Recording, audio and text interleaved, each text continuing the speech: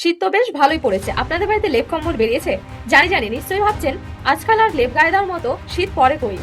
কিন্তু লেপের সঙ্গে শীতের একটা আলাদা অতিথেয়তা রয়েছে, তাই না?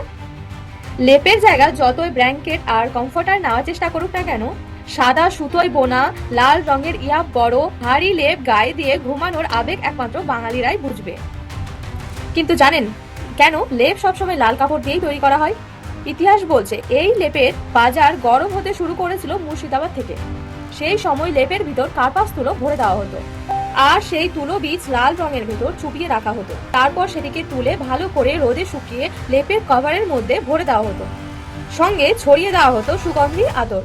বাংলার প্রথম নবাব মুর্শিদ কুলি খাঁ এর আমল থেকেই নাকি এই লাল রঙের কাপড় দিয়ে লেপ ব্যবহারের চল চলে আসছে।